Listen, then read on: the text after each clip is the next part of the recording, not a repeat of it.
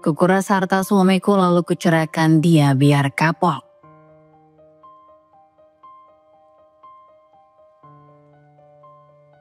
Yang sudah subscribe, semoga rezekinya lancar ya.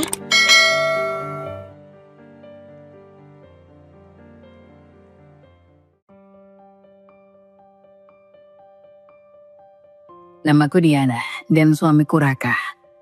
Kami adalah pasangan yang telah bersama selama 7 tahun. Menjalani setiap detik kehidupan dengan segala suka dan duka yang mewarnainya. Di mata orang lain, kami mungkin terlihat seperti pasangan yang sempurna, harmonis, bahagia, dan saling melengkapi. Namun, seperti layaknya kehidupan, ada cerita di balik setiap senyum dan pelukan yang terlihat. Aku seorang wanita yang dulu menghabiskan waktu mengejar karir. Akhirnya memilih untuk menjadi ibu rumah tangga. Keputusan itu bukan tanpa pertimbangan. Aku selalu percaya bahwa kekuatan seorang wanita bukan hanya terletak pada karir, tetapi juga pada bagaimana ia membangun fondasi yang kokoh untuk keluarganya.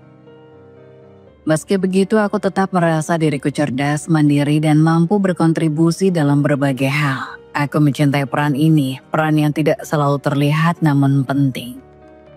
Sementara itu, Raka, suamiku, adalah seorang pengusaha yang sangat sibuk. Usahanya di bidang properti berkembang pesat dalam beberapa tahun terakhir. Dengan penghasilan yang besar, ia mampu memberikan kami kehidupan yang lebih dari cukup. Tapi aku tahu di balik semua kesuksesannya, ada kerja keras yang tidak pernah berhenti. Seringkali aku melihatnya pulang larut malam dengan mata lelah, namun senyum tetap tersungging di wajahnya. Seakan ingin meyakinkanku bahwa semua baik-baik saja. Raka adalah sosok yang lembut dan selalu berusaha menyeimbangkan waktu antara pekerjaan dan keluarga. Meski jadwalnya padat, ia tidak pernah absen dari momen-momen penting dalam hidup kami. Itu yang membuatku merasa beruntung memilikinya. Kami berbagi mimpi, tawa, bahkan tangis di sela-sela kehidupan kami yang terlihat sempurna. Pagi itu sinar matahari menembus jendela rumah kami yang sederhana namun penuh cinta. Aku sedang sibuk di dapur menyiapkan sarapan favorit Raka. Roti panggang dengan selai stroberi buatan sendiri dan secangkir kopi hitam tanpa gula. Raka seperti biasa duduk di ruang makan sambil memeriksa ponselnya. Mungkin membalas beberapa pesan penting dari klien atau mitra bisnisnya. "Sayang, kopi hitammu sudah siap," kataku sambil membawa nampan kecil ke meja makan. Raka menoleh dan tersenyum. "Terima kasih Diana, kamu tahu kan kamu satu-satunya alasan kenapa pagi-pagiku selalu menyenangkan." Aku tersenyum balik merasa dihargai. Dalam hati aku tahu di balik semua aktivitas kami yang sibuk, cinta itu masih ada. Tetap hangat seperti pagi itu. Kami mungkin bukan pasangan yang sempurna, tapi kami selalu berusaha mencintai dengan cara yang sederhana namun tulus. Di rumah kecil kami yang hangat, cinta itu terus tumbuh. Menghadirkan kebahagiaan yang tidak bisa diukur dengan materi atau pencapaian. Ini adalah awal dari cerita kami. Cerita tentang cinta, keluarga, dan kehidupan. Pagi itu dimulai seperti biasa, seperti rutinitasku setiap hari. Aku sibuk di dapur menyiapkan sarapan favorit Raka. Roti panggang dengan selai stroberi dan secangkir kopi hitam sudah siap di atas meja. Aku bahkan menyempatkan diri untuk menghias piringnya dengan sedikit irisan buah agar terlihat lebih menarik. Dalam benakku, tak ada hal lain selain memastikan pagi kami dimulai dengan suasana hangat. Namun ada sesuatu yang mengganggu sejak pagi. Ponsel Raka yang tergeletak di meja terus berdering tanpa henti. Notifikasi pesan masuk berdentang berkali-kali. Cukup untuk membuat pikiranku terusik. Awalnya aku mencoba mengabaikan. Mungkin itu hanya rekan kerja yang mendesak soal pekerjaan. Tapi setelah belasan notifikasi berturut-turut, rasa penasaran mulai menguasai. Raka sedang di kamar mandi. Aku berdiri mematung sejenak. Ragu apakah harus memeriksa ponselnya atau tidak. Aku tahu kamu tidak punya rahasia satu sama lain. Dia sering meminjam ponselku dan aku pun terkadang menggunakan ponselnya untuk hal-hal sederhana. Seperti membuka resep masakan. Jadi apa salahnya? Dengan sedikit gemetar, aku mengambil ponsel itu. Layarnya menyala, memperlihatkan sederet notifikasi dari sebuah nama yang tak familiar. Service PC. Aku membuka pesan-pesan itu. Seharusnya aku berhenti ketika melihat kalimat-kalimat pertama yang tampak akrab dan mesra.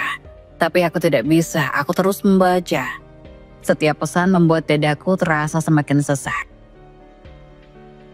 Mas, tadi malam aku bahagia banget. Terima kasih ya udah mau luangin waktu. Aku kangen.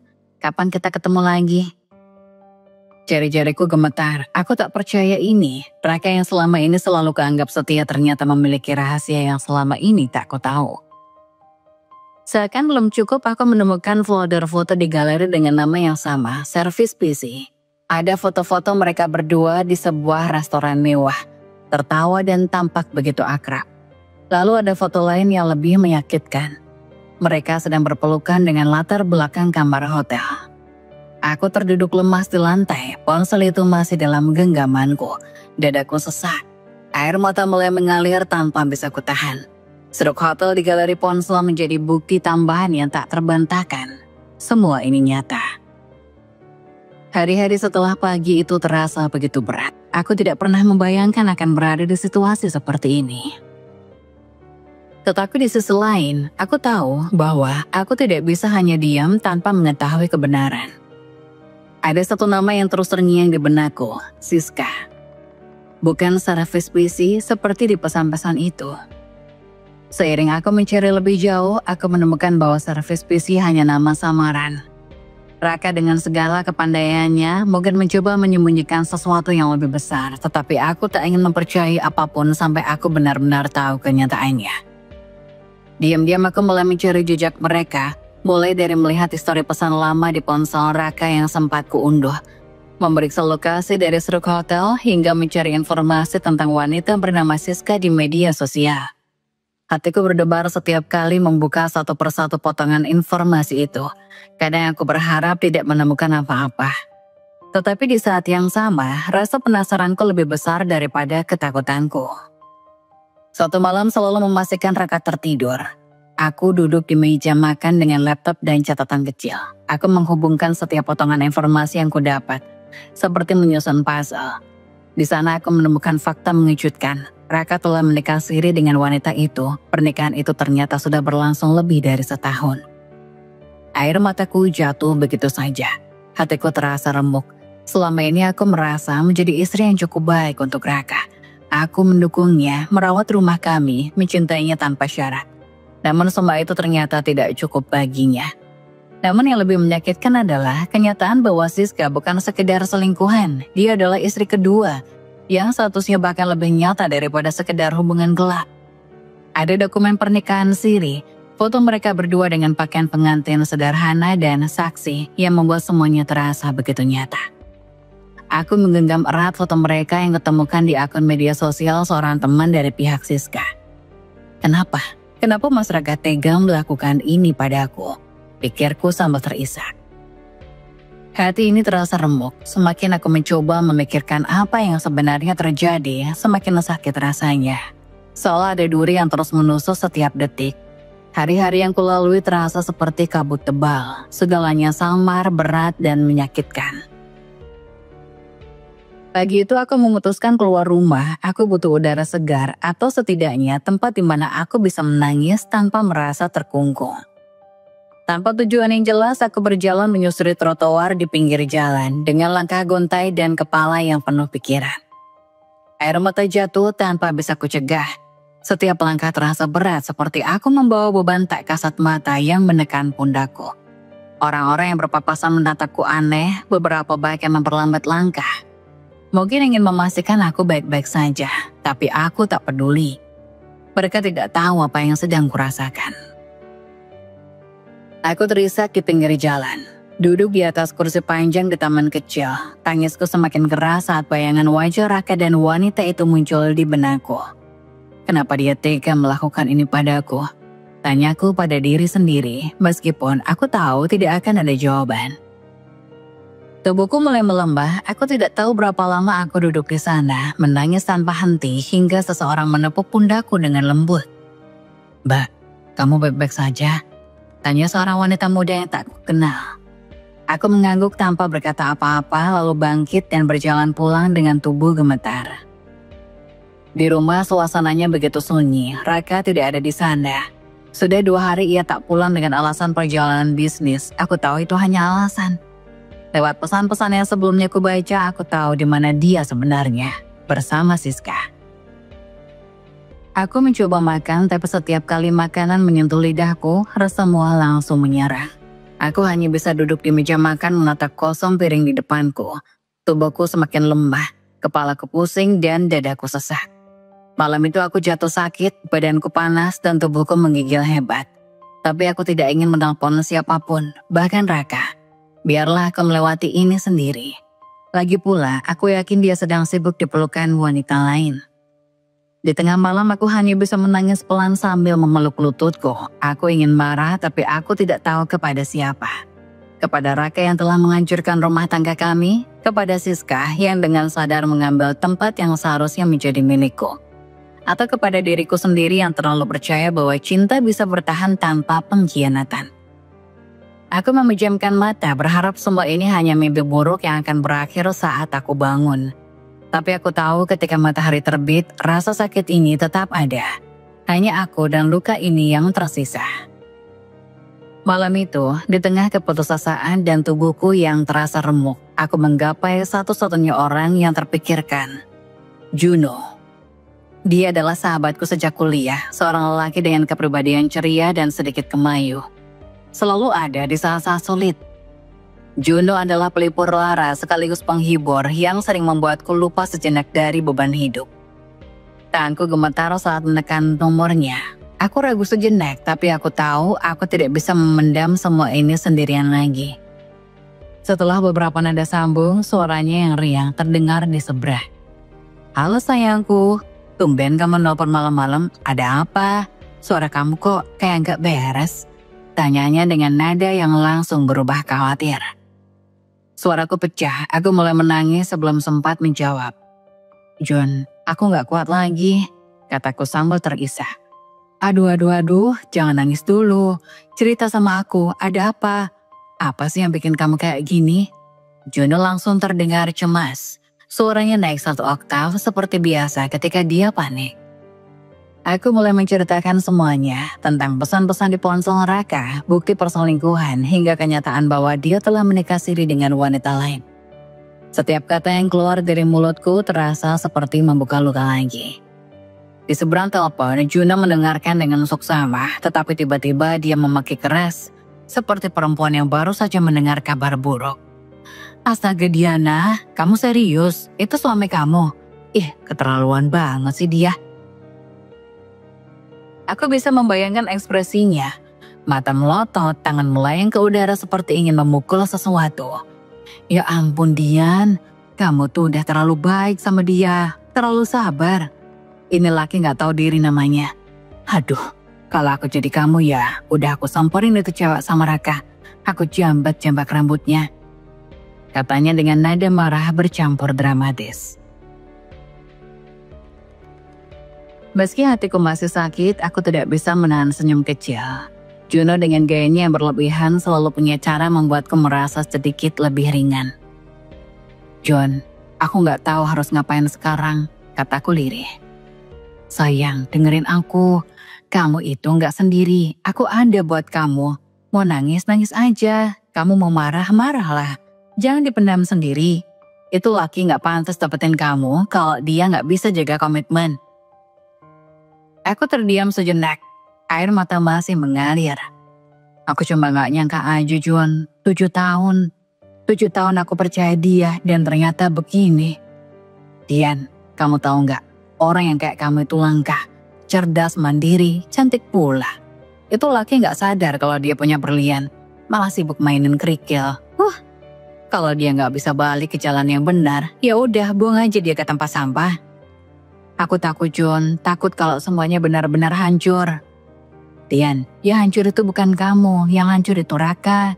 Kalau dia gak sadar, dia kehilangan apa? Yang rugi dia. Sekarang yang kamu perlu pikirin adalah dirimu sendiri. Kamu butuh istirahat sayang. Besok kita ketemu ya, aku ke rumah kamu atau kita ketemu di mana aja. Asal kamu gak sendirian lagi. Malam itu setelah menutup telepon dengan Juno, aku merasa sedikit lebih kuat. Bukan karena masalahku selesai, tapi karena aku tahu setidaknya ada orang yang benar-benar peduli dan ada untukku. Juno dengan semua dramanya adalah tempatku berpijak di tengah dunia yang terasa seperti runtuh. Aku tahu aku belum selesai dengan rasa sakit ini, tapi setidaknya aku tidak harus melewatinya sendirian. Setelah tangisanku mulai reda malam ini, pagi harinya ia datang ke rumah. Juno menatapku dengan ekspresi serius, sesuatu yang jarang kulihat darinya. Biasanya dia lebih suka bercanda untuk membuat suasana ringan, tapi kali ini tidak. Sayang, dengerin aku. Kamu terlalu berharga buat diem dan terima ini semua. Katanya, matanya menatap tajam aku. Aku gak mau kamu jadi korban terus. Kalau dia berani main di belakang kamu, kita juga bisa main cantik tapi lebih pintar. Aku mengernyit, bingung dengan maksudnya. Main cantik gimana, Jun? Bahas dendam lah, Dian. Tapi yang elegan, bukan pakai jambak-jambakan ala sinetron. Kita kasih dia pelajaran biar dia nyesal seumur hidup. Juno mencentikkan jarinya dramatis, membuatku hampir tersenyum meski hatiku masih remuk. Jun, aku gak mau kelihatan lemah, tapi aku juga gak tahu harus mulai dari mana, kataku pelan. Mulai dari pura-pura gak tahu dulu sayangku. Jangan kasih dia alasan buat curiga, biar dia mikir kamu masih polos. Sementara itu kita susun rencana pelan-pelan, semua butuh waktu, Dian. Saran Juno terdengar masuk akal jika aku langsung mengonfrontasi Raka. Dia mungkin hanya akan membela diri atau malah memutarbalikkan fakta. Aku harus punya kendali. Keesokan paginya aku bangun dengan perasaan yang sedikit berbeda. Ada tekad baru yang menyala dalam diriku, meski rasa sakit masih membebani hati. Aku tahu ini bukan hanya tentang membalas rasa sakitku, tetapi juga mengambil kembali kendaliku atas hidupku yang telah kacau balau. Raka pulang malam itu dengan wajah yang mencoba tampak lelah tetapi justru menambah rasa muakku. Aku menatapnya sejenak, kemudian memutuskan untuk memainkan peran istri yang tak tahu apa-apa. Mas, perjalanan bisnisnya lancar, tanyaku sambil menyuguhkan segelas teh hangat. Meskipun hatiku mendidih. Raka terlihat canggung tetapi dia tersenyum kecil. Iya, lumayan capek tapi lancar kok. Maaf ya, kemarin gak sempat kasih kabar. Aku hanya mengangguk dan tersenyum tipis. Tidak ada gunanya memperpanjang percakapan. Dalam hati aku merasa jijik dengan setiap kebohongannya. Tetapi aku tahu aku harus menahan diri. Selama beberapa hari berikutnya, aku menjalani hari-hariku dengan sikap seolah-olah tidak ada yang terjadi. Aku bahkan mulai bertingkah lebih perhatian, lebih lembut, meskipun hatiku hancur.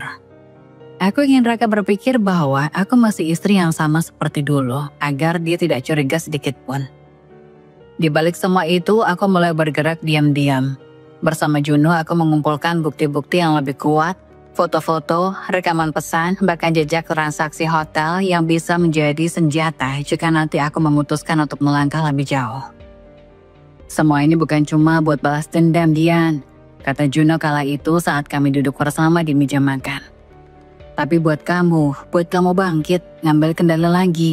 Kalau dia gak bisa jadi laki-laki yang pantas, ya sudah. Biarin dia belajar dari apa yang dia kehilangan. Aku mengangguk, menggenggam erat cangkir teh di tanganku. Rasa takut dan sakit masih ada, tapi ada sesuatu yang baru mulai tumbuh di dalam diriku, keberanian. Raka mungkin berpikir aku istri yang bodoh, terlalu mencintainya untuk melihat kebenaran. Tapi dia salah, di balik senyumku yang pura-pura, aku sedang menyusun rencana untuk mengembalikan hidupku. Aku menyambut Raka malam itu dengan senyum lebar, meskipun hatiku penuh dengan luka dan kebencian yang kutekan kuat-kuat. Di hadapannya aku adalah istri yang tetap penuh cinta, lemah lembut, dan seolah tak tahu apa-apa. Padahal setiap senyuman yang kuberikan adalah bagian dari permainan yang sedang kususun. Mas, tadi aku masak sop buntut kesukaanmu. Kamu pasti capek setelah kerja kan? Kataku menyajikan makanan di meja makan dengan nada penuh perhatian. Raka tersenyum kecil, mungkin lega melihat sikapku yang tampak tidak berubah. Makasih ya dek, kamu memang istri yang terbaik. Katanya meski pujian itu kini terdengar kosong bagiku.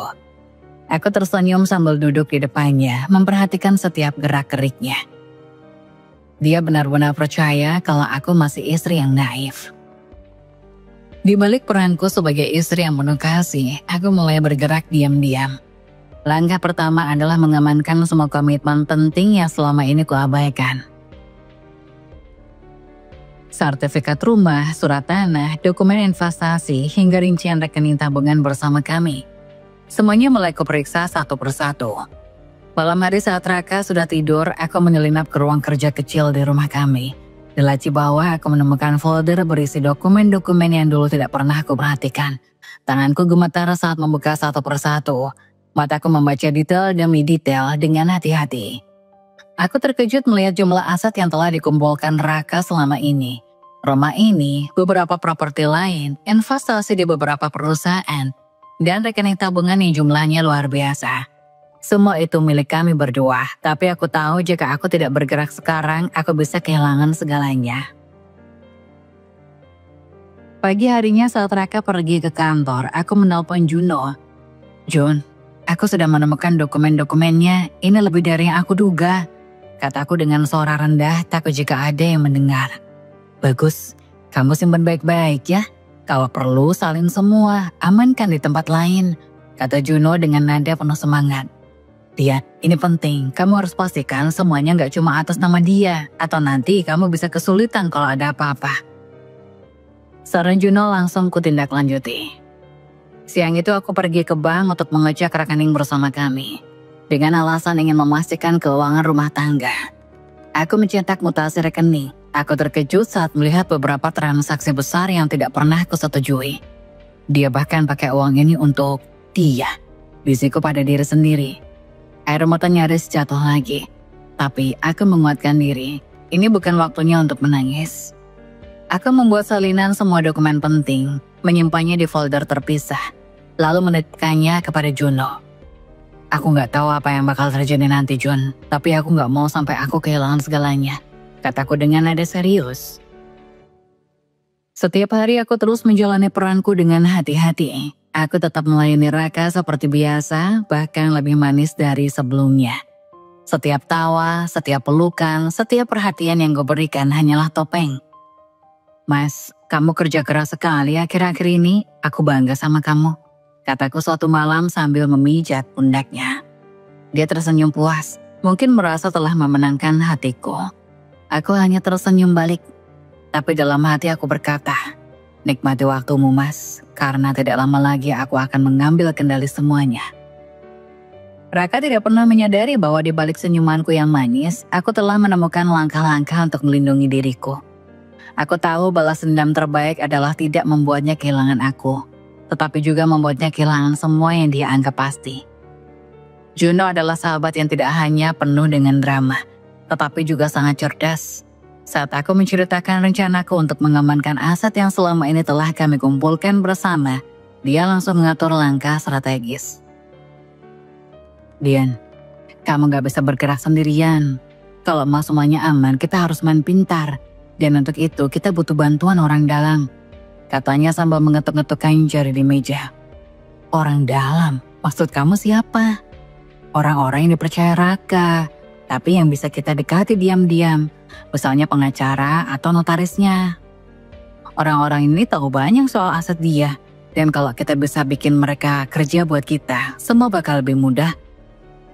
Aku mengangguk pelan, meskipun hatiku masih merasa ragu. "Jun, apa mereka mau bantu? Mereka kan orang-orangnya Raka." "Tenang aja sayangku, di dunia ini gak ada yang gak mungkin kalau kita tahu cara mainnya."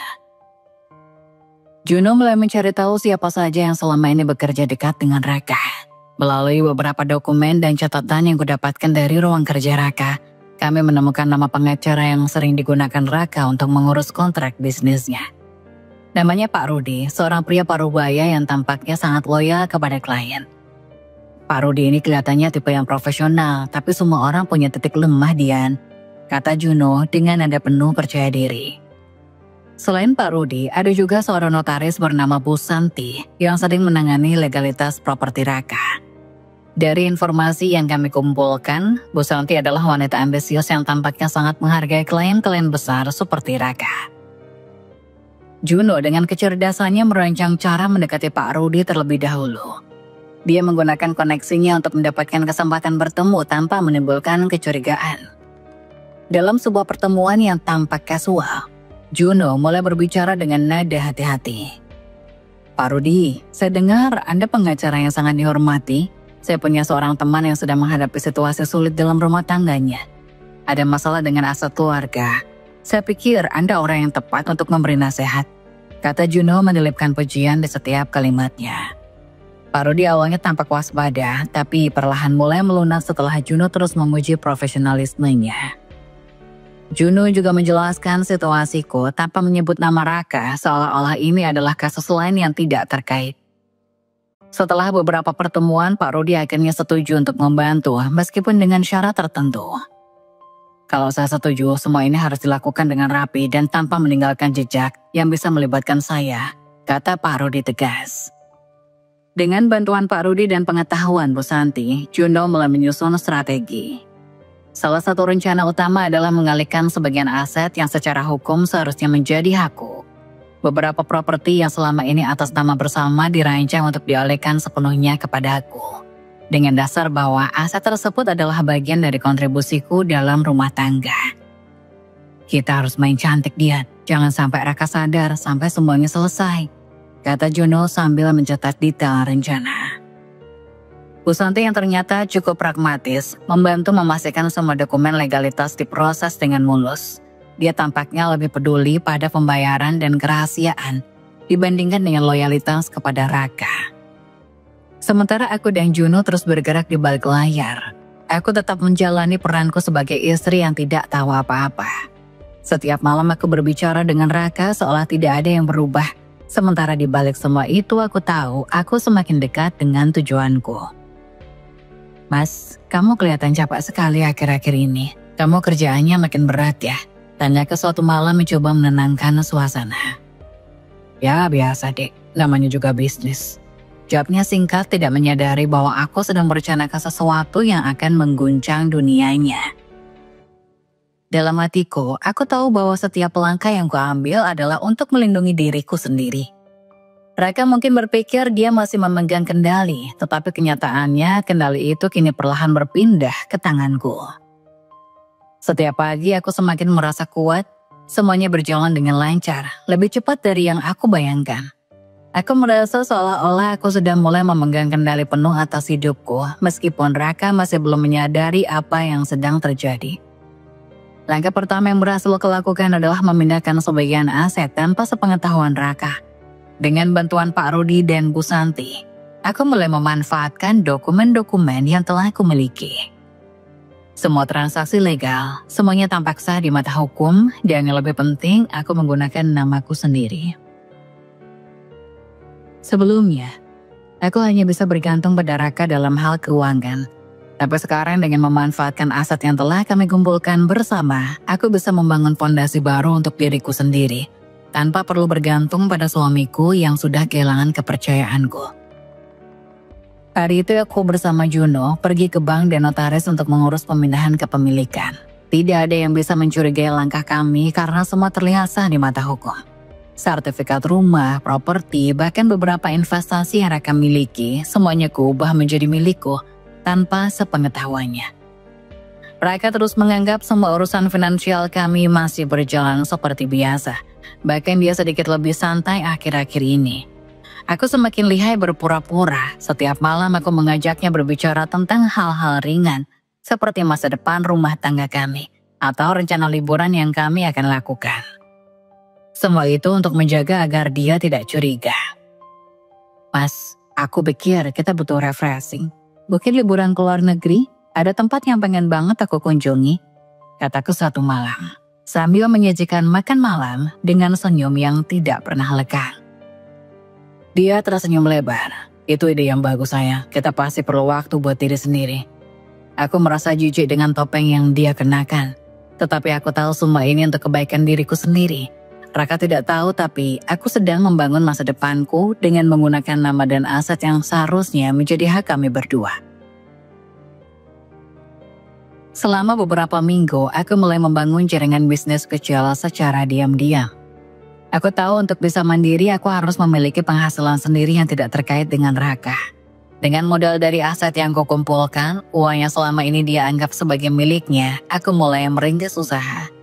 Juno membantuku dengan berbagai ide dan kontak yang dia miliki. Kami memulai dengan semua usaha kecil-kecilan di bidang teknologi. Aku tahu ini bukan hal yang mudah, tetapi aku rasa yakin Raka telah lama meremehkan kemampuanku. Dia selalu melihatku sebagai seorang ibu rumah tangga. Padahal aku punya banyak potensi yang selama ini terkubur. Salah satu langkah awal yang kulakukan adalah menyewa ruang kantor kecil dan membeli perangkat-perangkat dasar untuk bisnis. Aku mulai mengumpulkan tim kecil yang terdiri dari orang-orang yang jujur dan dapat dipercaya. Bisnis ini belum besar, tetapi aku yakin dengan waktu dan kerja keras ini akan tumbuh. Aku menyewa seorang asisten yang dapat mengurus beberapa urusan sehari-hari dan memastikan bisnis berjalan lancar. Semua transaksi dan pengelolaan keuangan aku lakukan secara terpisah dari rekening keluarga kami. Juno juga membantu dengan menghubungkanku ke investor kecil yang tertarik dengan bisnis kami. Semua ini dilakukan dengan sangat hati-hati agar tidak menimbulkan kecurigaan di pihak Raka. Raka masih belum tahu apa-apa. Bahkan dalam beberapa kesempatan, dia terus membicarakan rencananya untuk memperluas bisnisnya, tanpa sadar bahwa aku juga sedang membangun dunia yang sepenuhnya berbeda dari yang dia kenal. Mas, aku pikir kita perlu belajar investasi lebih dalam lagi. Dunia bisnis semakin berkembang pesat kan? Kataku satu malam, mencoba mengalihkan percakapan agar tidak ada celah untuk menanyakan sesuatu yang lebih serius. Aku hanya tersenyum, menahan tawa kecil dalam hati. Semakin dia percaya diri, semakin aku mendekati tujuanku. Dalam diam, aku mulai mengumpulkan jaringan bisnis yang dapat membantu masa depanku. Aku tahu langkah ini bukan hanya untuk balas dendam, tetapi juga untuk memastikan bahwa aku bisa berdiri di atas kakiku sendiri, tanpa harus bergantung pada siapapun, terutama Raka. Hari demi hari aku semakin merasa semakin dekat dengan kebebasanku. Aku tidak hanya memindahkan aset dan membangun bisnis dengan diam-diam, tetapi aku juga mulai membangun diriku kembali. Menemukan siapa aku sebenarnya, bukan hanya sebagai istri, tetapi sebagai wanita yang kuat dan cerdas. Raka mungkin berpikir dia masih memiliki segalanya, tapi kenyataannya aku sudah memulai langkah baru yang akan mengubah segalanya. Hari-hari berlalu begitu cepat dan semakin jelas terlihat betapa Raka berubah. Tidak hanya dari sikapnya yang semakin dingin, tapi juga dari cara dia mengabaikanku. Aku tahu di balik setiap senyum yang dia berikan ada sesuatu yang disembunyikan. Sesuatu yang lebih besar dari apa yang aku kira. Raka semakin terang-terangan mengabaikanku. Dia sering pulang larut malam dengan alasan bisnis yang makin membebani. Ketika dia pulang, aku hanya bisa melihatnya dari kejauhan, mencoba memahami bahwa di balik setiap kata dan senyum itu ada hubungan gelap yang semakin mengikatnya dengan Siska. Wanita yang telah menghancurkan kepercayaan kami. Sementara itu, aku tetap berpura-pura tidak tahu. Setiap kali dia pulang dengan cerita-cerita kosong tentang pertemuan bisnis dan perjalanan yang katanya penting, aku tetap mendengarkan dengan sabar. Aku menyimpan semuanya dalam hati, mengendapkan rasa sakitku, tetapi tidak pernah menunjukkan apapun padanya. Mas capek ya kerja terus, boleh istirahat sejenak kan? Tanyaku dengan nada lembut saat dia duduk di sofa setelah pulang larut. Raka hanya mengangguk tanpa menanggapi lebih lanjut. Iya dek, bisnis emang berat, tapi ini semua kan demi kita. Aku hanya terus senyum kecil. Meski dalam hati aku tahu dia sudah tidak lagi memikirkan kami. Segala kata-katanya terdengar kosong. Dia lebih memilih menyibukkan diri dengan Siska, sementara aku tetap di sini menjalani hidup dengan berpura-pura tidak tahu. Aku tahu selama ini Raka memandangku sebagai istri yang tidak akan pernah berani menentangnya. Aku terlalu sabar, terlalu baik, dan terlalu lama mengorbankan diriku demi keluarganya. Itu adalah kesalahan terbesar yang dia buat. Sikapku yang sabar dan diam-diam menjaga segala sesuatu dalam kerahasiaan justru membuatnya lengah. Raka semakin merasa aman, berpikir bahwa aku akan terus menerima semua kebohongannya. Dia tidak tahu bahwa dalam diam aku sedang mempersiapkan segalanya dengan lebih matang daripada yang dia bayangkan. Setiap kali dia pergi keluar kota atau tidak pulang dalam beberapa hari, aku tidak pernah bertanya lagi. Aku tahu dia pasti menghabiskan waktunya dengan Siska. Aku sudah bisa melihat semuanya. Tapi aku tidak pernah memberi kesempatan padanya untuk menjelaskan. Sebaliknya, aku terus memperhatikan dan mengumpulkan segala informasi yang akan membantuku di kemudian hari. Setiap harinya aku semakin tegar. Hatiku yang dulu hancur perlahan-lahan sembuh, meskipun rasa sakit masih membekas. Aku bukan lagi wanita yang mudah dipermainkan. Aku bukan lagi istri yang rela mengabaikan harga dirinya demi mempertahankan pernikahan yang sudah rusak ini. Aku masih ingat betul malam ketika Raka kembali setelah 3 hari pergi dari rumah. Dia tampak kelelahan tetapi tidak sedikit pun menunjukkan penyesalan atas ketidakhadirannya. Malam itu, aku menyambutnya dengan senyum dan sepotong kue buatan tanganku, meski hatiku sudah tidak utuh lagi. Mas, aku bikinin kue favoritmu. Aku tahu kamu pasti lapar setelah perjalanan jauh, kataku sambil menyajikan kue di meja. Raka hanya melirik sekilas dan mulai memotong kue itu, seolah tidak ada yang terjadi. Tindakan kecilnya itu, yang dulu bisa membuatku merasa dihargai, sekarang hanya membuatku merasa semakin jauh darinya. Aku senang kamu bisa menikmati ini deh, katanya tanpa emosi. Aku menatapnya, tetapi aku tidak merasa sakit. Aku merasa kosong tetapi juga kuat. Aku tahu bahwa sekarang bukan saatnya untuk mengungkapkan perasaanku. Aku harus tetap berpura-pura karena itu adalah langkah terbaik untuk membuat Raka semakin lengah. Sementara Raka sibuk dengan kehidupannya sendiri, aku semakin dekat dengan tujuanku. Bisnisku semakin berkembang meskipun masih dalam tahap awal. Setiap hari aku mulai merasa lebih bebas. Dengan aset yang telah kukumpulkan, aku tidak lagi bergantung pada apapun dari Raka. Aku telah membangun kembali kepercayaan diri yang sempat hancur. Aku tahu bahwa Raka tidak akan pernah menduga apa yang sedang aku rencanakan. Dia mengira bahwa aku harus terus menjadi istri yang setia yang akan menerima segala kebohongan dan pengorbanannya. Tapi dia salah, aku bukan lagi wanita yang akan menerima pengkhianatan ini begitu saja. Kepercayaan diri yang aku bangun kini telah menjadikanku pribadi yang berbeda. Aku lebih mandiri, lebih kuat, dan lebih siap untuk menghadapi apapun yang akan datang. Aku tahu bahwa pada akhirnya Raka akan merasakan apa yang telah dia lakukan. Aku tidak perlu mengatakan apapun, segala sesuatunya akan terungkap dengan sendirinya. Rasa sakit yang dulu menggerogoti hatiku kini berubah menjadi kekuatan. Aku tidak akan lagi menjadi korban dalam kisah ini. Aku akan mengendalikan masa depanku dengan atau tanpa Raka di sisiku. Hari ini datang juga. Setelah berbulan-bulan merencanakan segalanya dengan hati-hati, akhirnya saatnya tiba. Aku tidak lagi bisa menahan amarah yang telah lama kukumpulkan dalam hati. Setelah seluruh aset berhasil aku pindahkan dan aku merasa sudah cukup aman, aku memutuskan untuk mengajukan gugatan cerai. Tanpa peringatan, tanpa kompromi, aku tahu ini adalah langkah besar, tetapi aku tidak peduli lagi.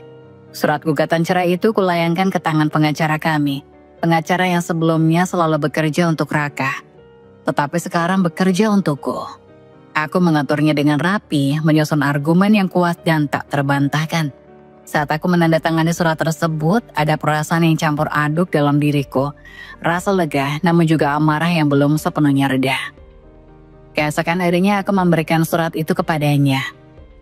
Mas, ada surat yang harus kamu baca, kataku sambil meletakkan amplop itu di meja makan. Raka menatapku dengan wajah bingung.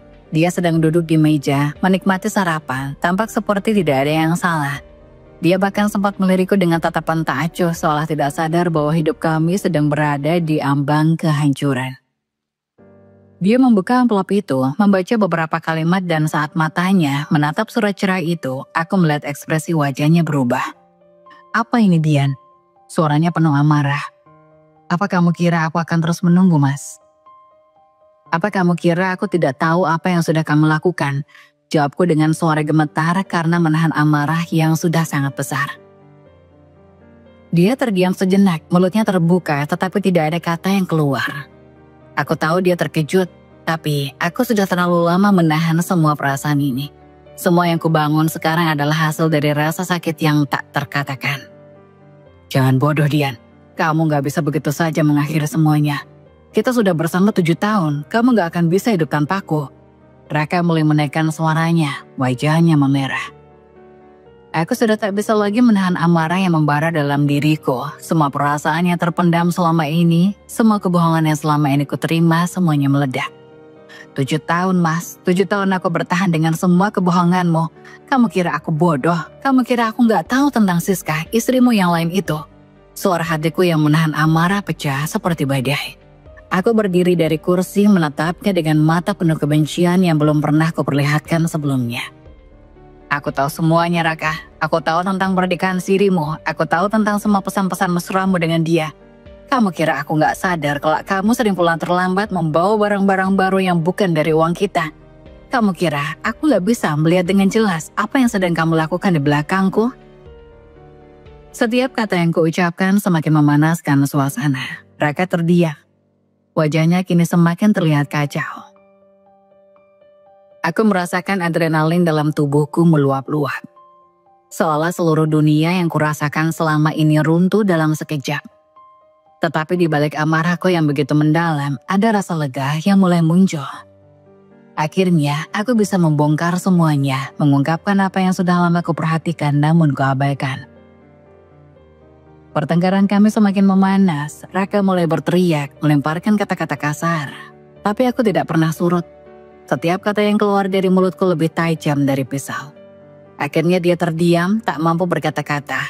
Wajahnya penuh amarah, tetapi aku tahu dia tidak punya lagi alasan untuk membela dirinya.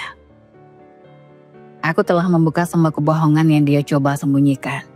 Aku telah memutuskan untuk melepaskan diriku dari hubungan yang telah lama rusak ini.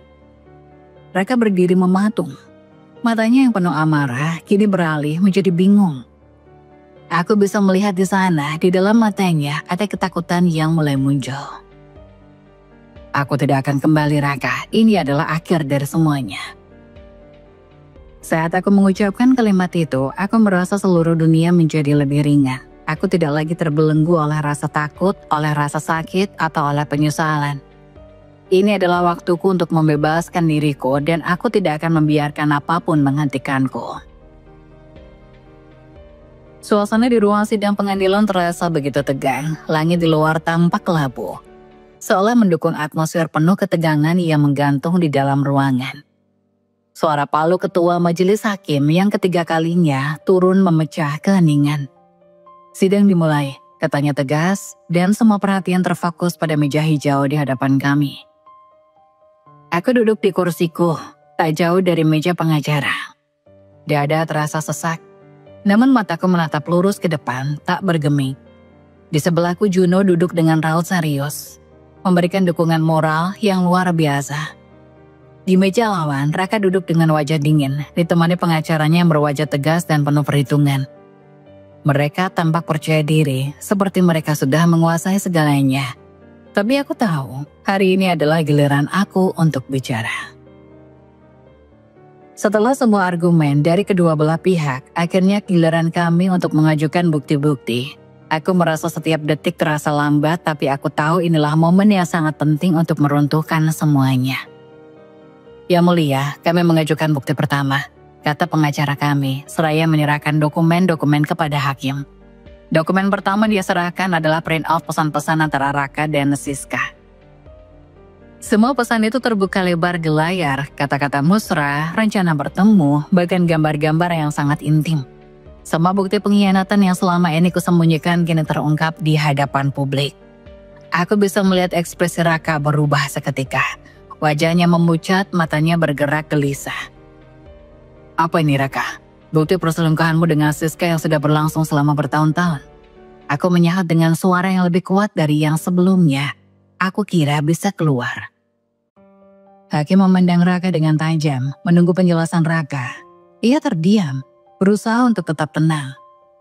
Tetapi jelas bahwa dia mulai terpojok. Dia mengatur nafasnya, berusaha mencari alasan. Namun kata-kata yang keluar dari mulutnya terasa semakin tidak meyakinkan. Ini bukan seperti yang Anda pikirkan yang mulia, jawab Raka dengan suara gemetar. Kami hanya teman, itu hanya kesalahpahaman. Namun bukti yang ada di depan hakim tak bisa diputarbalikan. Aku bisa merasakan segenap keberanianku menggugurkan setiap kebohongan yang telah dibangun Raka selama ini. Aku memandangnya tanpa rasa kasihan. Meskipun rasa sakit itu masih ada di dalam hati, kini dia tidak punya lagi pilihan lain selain menghadapi kenyataan yang tak bisa dia hindari. Setelah bukti-bukti perselingkuhan terungkap, giliranku membeberkan bukti yang lebih menghancurkan. Yang mulia, saya juga ingin menunjukkan bukti bahwa Raka telah menikahi wanita tersebut secara siri. Tanpa sepengetahuan saya dan tanpa keabsahan hukum, kataku. Suaraku mulai keras dan tegas. Setiap kata yang keluar seolah berderak dengan kekuatan yang aku rasakan. Aku menyerahkan salinan akta nikah siri mereka, dokumen yang kuperoleh dengan bantuan Juno dan beberapa sumber yang kami percayai. Saat salinan itu diletakkan di hadapan hakim, aku bisa melihat Raka yang semula yakin dan penuh percaya diri, kini mulai kehilangan kendali. Wajahnya berubah, bibirnya bergetar, tidak bisa menahan kekalahan yang sudah di depan mata. Raka, kamu pikir aku tidak tahu ya? Kamu pikir aku diam saja melihatmu berselingkuh dan menikah dengan wanita lain tanpa memberitahuku? Aku menatapnya tajam. Inilah kenyataannya, Mas. Inilah bukti yang tak bisa kamu ingkari lagi. Suasana di ruangan sidang semakin panas. Para pengunjung sidang yang datang untuk menyaksikan proses perceraian ini berbisik-bisik. Aku bisa merasakan tatapan mereka yang tercengang, seperti mereka baru saja menyaksikan sebuah drama yang begitu mengerikan. Suasana di ruang sidang semakin panas. Para pengunjung sidang yang datang untuk menyaksikan proses perceraian ini mulai berbisik-bisik. Aku bisa merasakan tatapan mereka yang tercengang, seperti mereka baru saja menyaksikan sebuah drama yang begitu mengerikan. Raka terdiam, tak ada yang bisa dikatakannya lagi. Wajahnya memerah dan tangannya gemetar. Tak ada lagi alasan yang bisa dia utarakan. Dia tidak bisa mengelak lagi. Semua kebohongan yang dia tutupi selama ini kini terbongkar di depan hakim, di depan publik. Kemudian kami beralih ke pembagian harta Gonogini. Disinilah segalanya semakin menghancurkan bagi Raka. Pengacara kami mulai mengajukan pertanyaan mengenai harta bersama yang selama ini kami kumpulkan. Mas, kita sudah bekerja keras untuk segala yang kita miliki kan? Tanyaku dengan suara yang terdengar tenang, meskipun di dalam hatiku aku tahu ini adalah akhir dari segalanya bagi Raka. Pengacara kami kemudian menunjukkan daftar harta yang kami miliki, rumah, mobil, saham perusahaan, dan aset lainnya. Namun saat pengacara Raka memulai argumennya mengenai pembagian harta, hanya satu hal yang mereka dapatkan. Yang mulia, kata pengacara Raka dengan cemas, kami meminta agar aset-aset lain dipertimbangkan. Karena itu semua adalah hak kami. Namun hakim menatapnya dengan dingin. Berdasarkan bukti-bukti yang diajukan, saya memutuskan bahwa hak atas aset ini akan diberikan sesuai dengan ketentuan yang berlaku. Berdasarkan pengajuan ini, Raka hanya berhak atas satu mobil yang tercatat atas nama bersama. Semua aset lainnya akan jatuh ke tangan Diana. Karena sudah terbukti bahwa sebagian besar harta tersebut berasal dari aset yang telah dipindahkan sebelumnya. Aku bisa melihat wajah Raka yang semakin memucat. Dia kehilangan segalanya. Rumah yang dulu kita banggakan, saham yang selama ini dia bangun, bahkan perusahaannya sendiri. Semua yang dia anggap sebagai hasil kerja kerasnya selama ini kini hilang. Ini tidak mungkin, teriaknya. Matanya penuh dengan kemarahan. Jangan khawatir, Mas. Jawabku dengan suara datar dan penuh kepuasan meskipun ada sedikit kekosongan di dalam diriku. Kamu sudah cukup banyak mendapatkannya. Hanya tinggal satu mobil itu yang masih bisa kamu miliki. Raka hanya terdiam, seperti kehilangan kata-kata. Dalam sekejap dia telah kehilangan semua yang dia anggap sebagai miliknya. Harta yang selama ini dia sembunyikan dan anggap sebagai kekuasaan, kini tidak lagi bisa dia sentuh. Suasana di ruang sidang terasa semakin panas. Raka yang tadinya tampak tenang dan percaya diri kini memancarkan aura kemarahan yang begitu jelas. Pandangannya penuh kebingungan dan jelas sekali bahwa dia tidak siap menghadapi kenyataan yang baru saja terungkap. Setelah beberapa kali bukti diajukan, hakim mulai membaca putusannya. Suasana di ruang sidang begitu sunyi, Semua orang menunggu keputusan yang bakal mengubah segalanya. Aku bisa merasakan ketegangan di dalam diriku, tetapi pada saat yang sama ada perasaan lega. Keputusan ini meskipun berat adalah jalan menuju kebebasanku.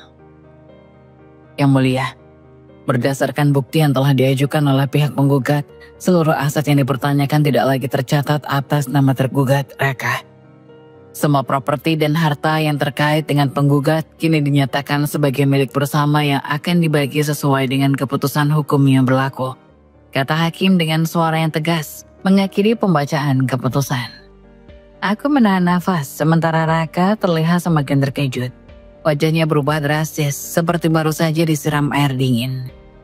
Dia tampak tidak bisa menerima kenyataan bahwa semua yang dia banggakan selama ini, rumah, mobil mewah, bahkan saham perusahaan yang dia kira miliknya, sekarang bukan lagi atas namanya. Semua yang dia anggap sebagai simbol kesuksesan dari kekuasaan ini, kini telah berpindah ke tanganku. Ini tidak mungkin, teriak Raka, suaranya keras dan penuh emosi. Apa yang kalian lakukan? Itu hak saya, semua itu milik saya. Aku bisa mendengar kegelisahan dalam suaranya, tetapi tidak ada yang bisa dia lakukan. Semua bukti yang dia sembunyikan, semua manipulasi yang dia coba lakukan, sekarang terungkap dengan jelas di hadapan hakim dan semua orang yang hadir. Tak ada ruang untuk membantah. Dia berdiri tiba-tiba dengan gerakan kasar seolah hendak menyerbu meja pengacara atau melawan keputusan hakim. Namun beberapa petugas keamanan langsung mendekat, menjaga agar suasana tetap terkendali. Tenang Raka, seru pengacaranya dengan cepat berusaha menenangkan kliennya. Ini belum berakhir, kami akan mengajukan banding. Namun aku bisa melihat di matanya rasa terkejut dan kesal yang luar biasa. Dia mengira dia bisa mengendalikan segalanya, bahkan aku. Tapi kini dia harus menerima kenyataan bahwa dia telah kehilangan kontrol. Seluruh kekayaannya yang seharusnya dia pertahankan kini lenyap begitu saja dari tangannya.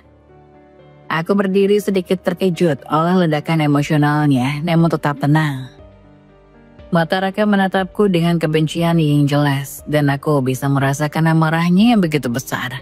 Dia menatapku seperti ingin menerkamku, tapi aku sudah tidak takut lagi. Aku sudah terbiasa dengan kemarahannya.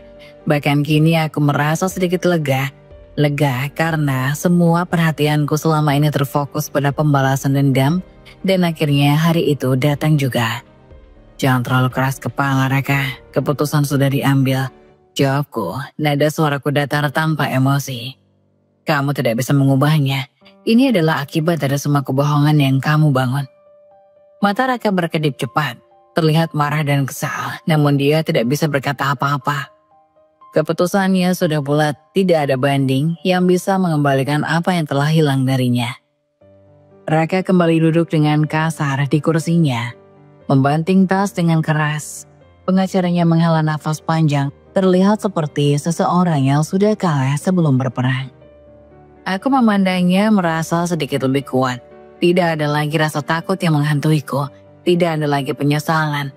Semua yang kulakukan, meskipun penuh rasa sakit, kini terasa benar. Aku sudah mengakhirinya dengan cara yang sangat jelas. Ini belum selesai, Dian. Raka berteriak penuh amarah, melirik tajam ke arahku. Kamu akan menyesal. Aku akan melawan ini sampai akhir. Aku tidak tergoyahkan. Kamu bisa berteriak sesuka hati, Raka. Tapi keputusan ini sudah pasti. Kamu tidak bisa berbuat apa-apa lagi.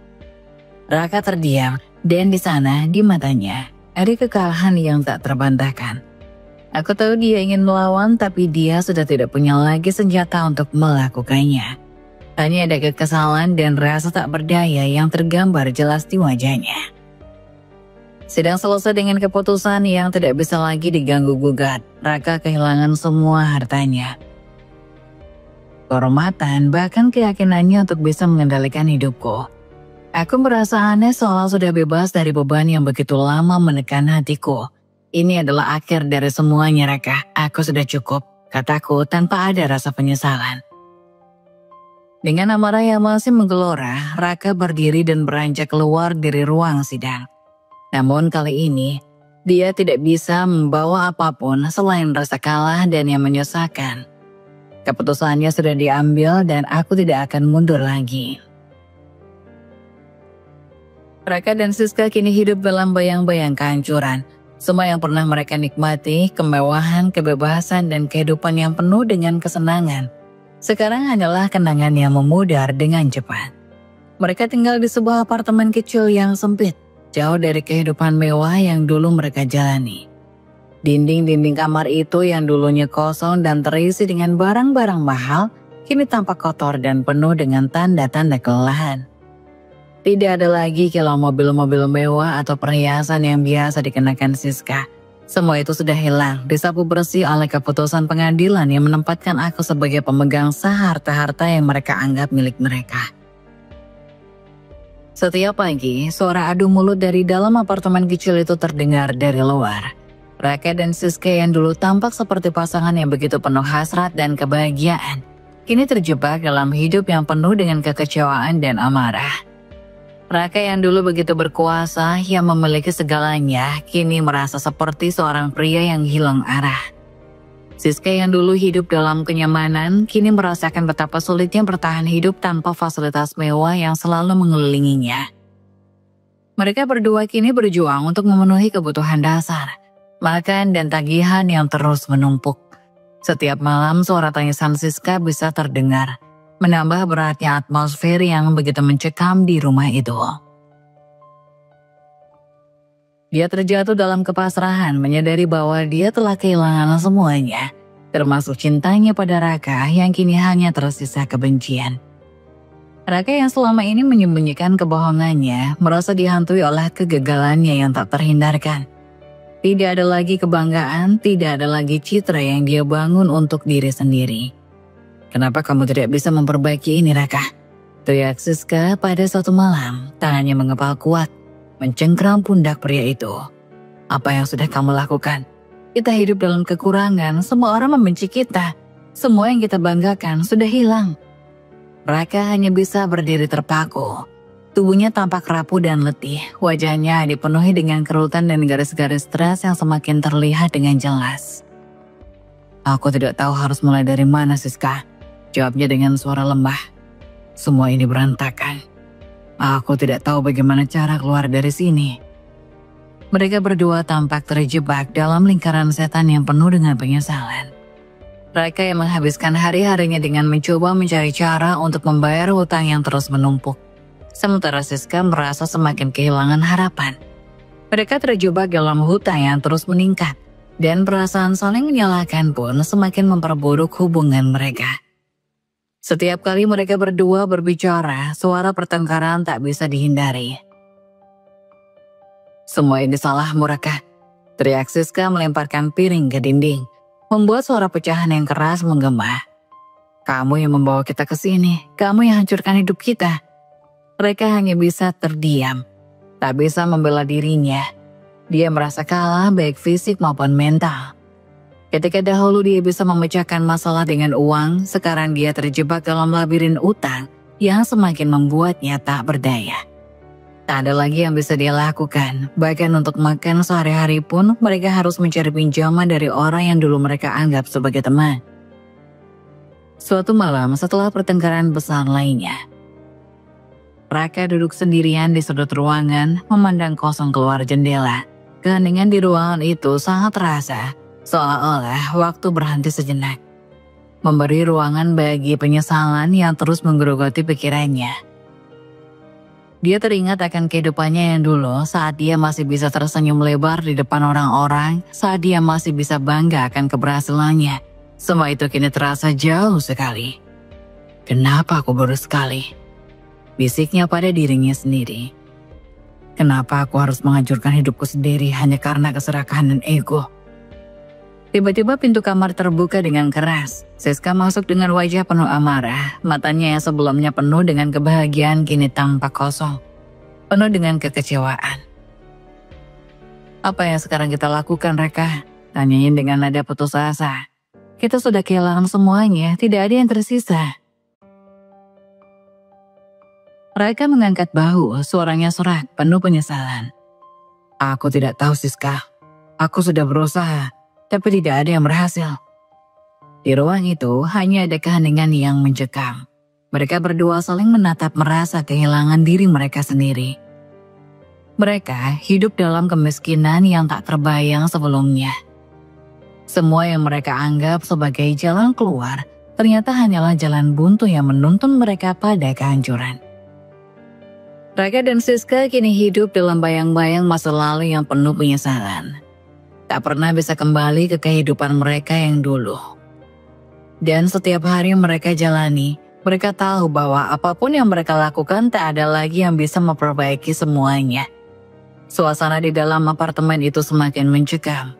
Dinding yang dulu penuh dengan tawa yang canda kini terasa semakin sempit, dipenuhi oleh kebisuan yang terperangkap dalam setiap sudut ruangan. Semua itu terasa seperti bayangan gelap yang menyelimuti mereka. Raka yang dulu begitu percaya diri kini tampak tak berdaya, tenggelam dalam keterpurukan yang semakin dalam. Siska berdiri di tengah ruang tamu, memandang Raka dengan tatapan kosong.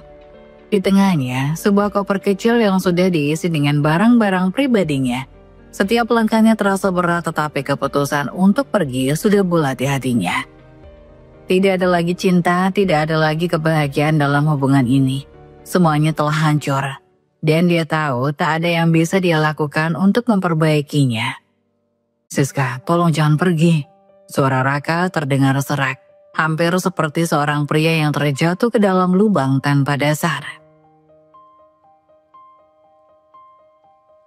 Matanya yang merah penuh dengan keputusasaan mencoba mencari secercah harapan di mata Siska, meski dia tahu itu sudah tidak mungkin lagi. Siska menarik nafas, suaranya pelan namun penuh dengan kepedihan.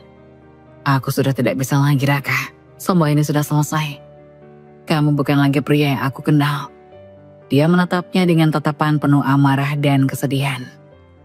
Kamu menghancurkan hidup kita berdua. Semua yang kita miliki kamu buang sia-sia. Semua yang aku harapkan darimu sekarang hanya menjadi ilusi. Raka terduduk di sofa, kepalanya menunduk, mencoba menahan air mata yang seolah tak akan bisa lagi ditahan. Aku tahu aku sudah terlambat, banyak kesalahan, katanya dengan suara parau hampir tak terdengar. Tapi, aku benar-benar tidak tahu harus bagaimana lagi. Semua yang aku lakukan hanya untuk kita. Aku hanya ingin kita bahagia, kenapa kamu tidak bisa mengerti itu, Siska? Siska terdiam sejenak, matanya mengerjap, namun tak ada air mata yang keluar. Dia sudah terlalu lelah. Kebahagiaanmu bukan kebahagiaanku, Raka. Semua yang kamu lakukan hanya untuk dirimu sendiri. Aku terjebak dalam dunia yang kamu buat dengan kebohongan dan keserakahan. Aku tidak ingin hidup seperti ini lagi, katanya, suaranya menggetar. Siska, jangan tinggalkan aku. Raka berdiri mendekatinya, meraih tangannya dengan tangan gemetar. Aku janji aku akan berubah. Aku akan melakukan apa saja untuk kita. Aku tidak bisa hidup tanpamu. Tapi Siska menarik tangannya dengan keras, menghindar dari genggaman Raka. Kamu sudah terlalu jauh, Raka. Tidak ada yang bisa kamu lakukan lagi. Aku sudah tidak ingin menjadi bagian dari kebohongan ini. Aku sudah cukup dengan semua ini. Dengan lengkap pasti, Siska mulai berjalan menuju pintu, meninggalkan Raka yang terdiam. Tubuhnya terkulai lembah, setiap langkah Siska terasa seperti derap kesedihan yang menghantui setiap dinding apartemen yang pernah mereka hiasi dengan kebahagiaan palsu. Ketika pintu ditutup di belakangnya, Raka jatuh terduduk, tangannya memeluk lututnya. Isakan tangis terdengar pelan, namun dalam hatinya ada rasa kosong yang sangat besar. Tidak ada lagi Siska yang memanjakannya. Tidak ada lagi kemewahan yang mengelilinginya, semua itu sudah hilang. Dan dia sendiri yang menghancurkannya. Hari-harinya kini penuh dengan kehampaan. Tanpa Siska, tanpa kekayaan, Raka hanya memiliki dirinya sendiri yang hancur dan terpuruk. Tidak ada yang tersisa selain penyesalan yang terus menghantuinya. Beberapa hari berlalu dan keadaan Raka semakin memburuk. Dia tidak bisa tidur, tidak bisa makan. Setiap kali dia mencoba untuk bangun dari tempat tidurnya, tubuhnya terasa sangat lemah. Seolah-olah dunia yang dia kenal telah runtuh begitu saja. Semua teman-temannya yang dulu mendekat karena kesuksesannya kini menjauh. Tak ada lagi yang peduli padanya. Dia berjalan lesu ke ruang tamu, melihat sekeliling dengan pandangan kosong. Suasana yang dulunya penuh dengan kemewahan kini tampak suram. Pasalnya berdering, namun dia hanya membiarkannya berbunyi tanpa menjawab. Tidak ada yang ingin dia dengar, tidak ada lagi yang bisa dia percayai. Kenapa semuanya harus berakhir seperti ini? Gumamnya dengan suara lirih, menatap foto-foto masa lalu yang pernah menggambarkan kebahagiaan yang kini terasa seperti mimpi buruk. Kenapa aku harus kehilangan semuanya?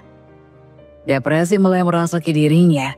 Setiap harinya dia merasa semakin terpuruk, terjebak dalam ruangan kosong yang tidak pernah ada jalan keluarnya. Tidak ada lagi yang bisa dia lakukan. Di luar sana dunia terus berputar, orang-orang melanjutkan hidup mereka, menjalani hari-hari mereka tanpa peduli apa yang terjadi padanya. Tapi bagi Raka, waktu seolah berhenti. Tidak ada yang lebih menyakitkan daripada kehilangan segalanya.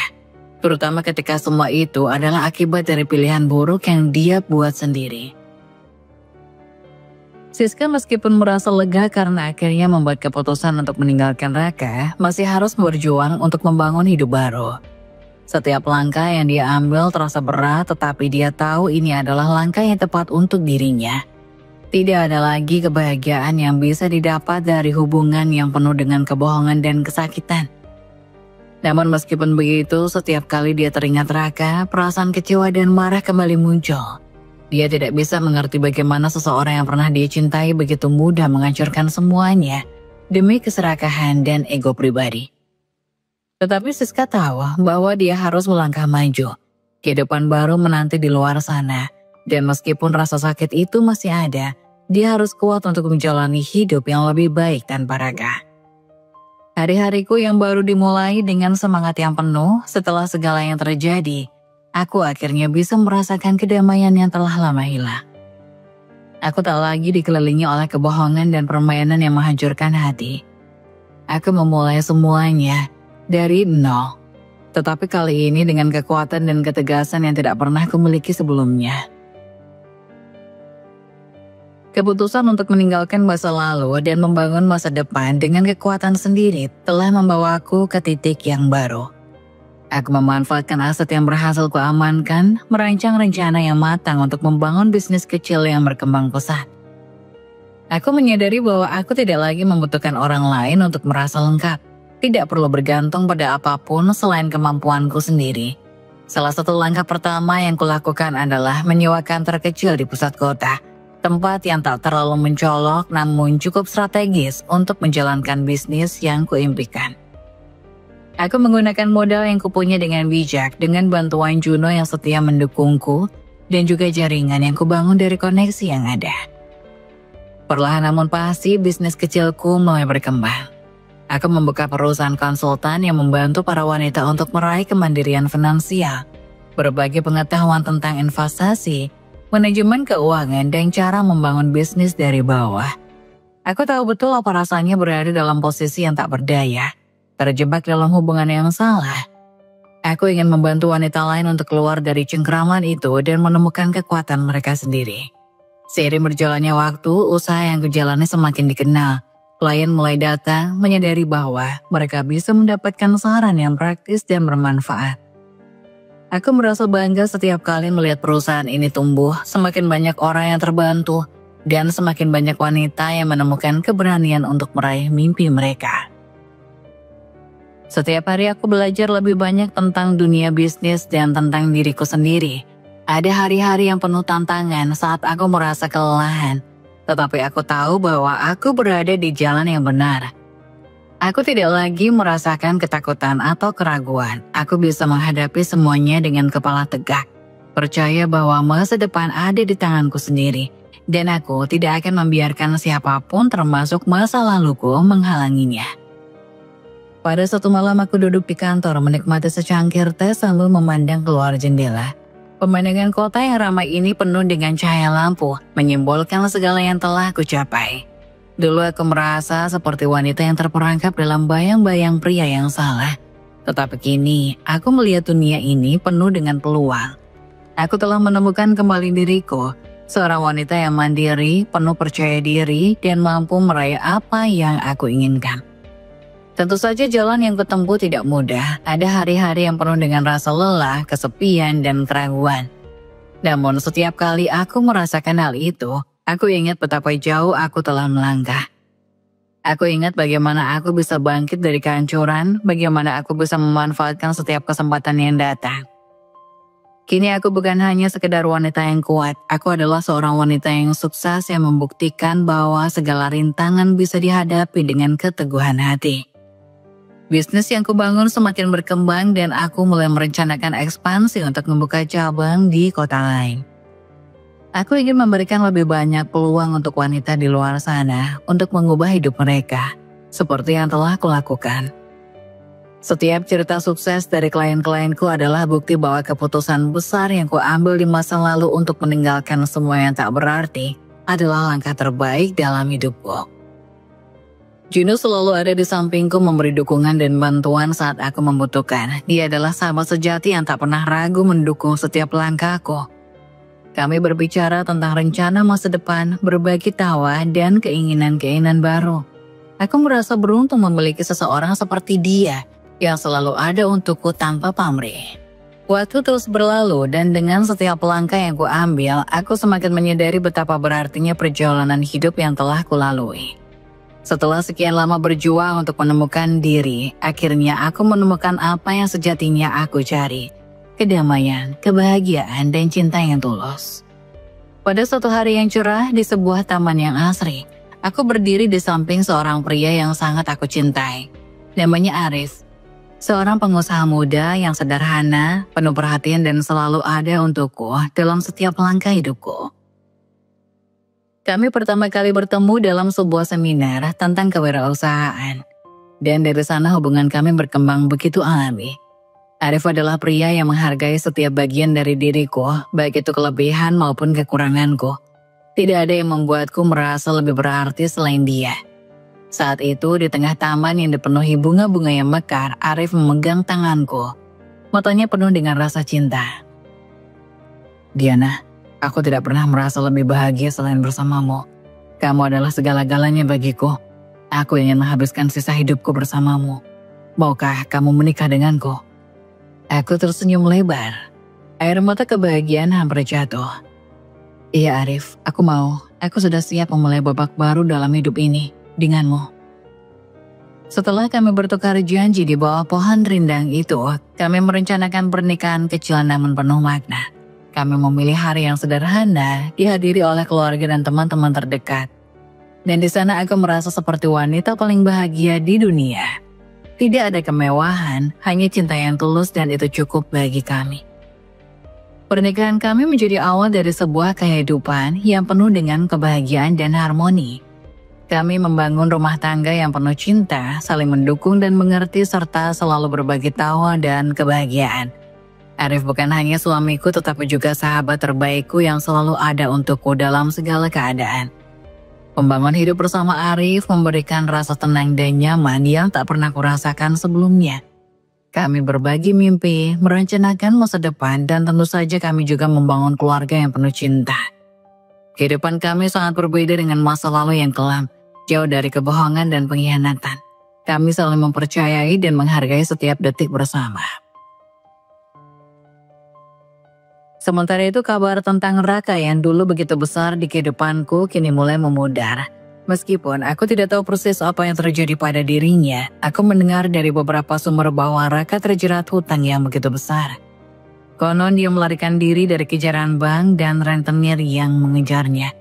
Hidupnya yang dulu mewah kini berbalik menjadi kehancuran. Siska wanita yang dulu bersamanya juga sudah meninggalkannya. Setelah menyadari bahwa dia tidak lagi bisa mendapatkan apa-apa dari pria yang hancur itu. Tanpa Siska, tanpa kekayaan, dan tanpa dukungan dari siapapun, Raka jatuh ke dalam jurang kesepian dan penderitaan. Menurut kabar yang beredar, dia bahkan harus melarikan diri dari kota untuk menghindari masalah hukum yang menjeratnya. Dunia yang dulu tampak begitu cemerlang baginya kini berubah menjadi sebuah bayangan kelam. Aku tidak pernah merasa senang atas penderitaannya, tapi aku juga tidak bisa merasa kasihan. Semua yang terjadi padanya adalah akibat dari pilihan-pilihannya sendiri. Kehidupan yang kubangun kini adalah hasil dari keputusan dan usaha keras, bukan dari kebohongan atau manipulasi. Dan aku tahu itu adalah cara yang benar untuk menjalani hidup. Kini aku hidup dalam kebahagiaan yang sejati. Arif dan aku memulai perjalanan baru bersama, saling mendukung dan mencintai. Kami merencanakan untuk memiliki anak, membangun keluarga yang penuh dengan cinta dan menikmati setiap momen bersama. Tidak ada lagi bayang-bayang masa lalu yang menghantui. Hanya ada kebahagiaan yang tulus dan rasa syukur yang mendalam. Hidupku telah berubah. Dan kini aku tahu bahwa segala sesuatu yang terjadi di masa lalu adalah bagian dari perjalanan menuju kebahagiaan yang lebih besar. Aku telah menemukan diriku kembali dan lebih dari itu aku telah menemukan cinta yang sejati. Cinta yang tidak bergantung pada materi, tetapi pada kejujuran, kasih sayang dan saling menghargai. Dengan Alif di sisiku aku tahu bahwa masa depan kami akan penuh dengan kebahagiaan. Dan aku siap untuk menjalani setiap detiknya dengan penuh cinta. Kami berdua siap membangun dunia yang lebih baik bersama selamanya. Setiap hubungan, baik itu pernikahan atau persahabatan, harus didasarkan pada kejujuran, saling menjaga dan cinta yang tulus. Ketika kita mencoba untuk membangun hubungan di atas kebohongan atau ketidaksetiaan, itu hanya akan berujung pada kehancuran. Sebaliknya, hubungan yang sehat dan bahagia adalah yang tumbuh dengan saling mendukung dan menghargai satu sama lain.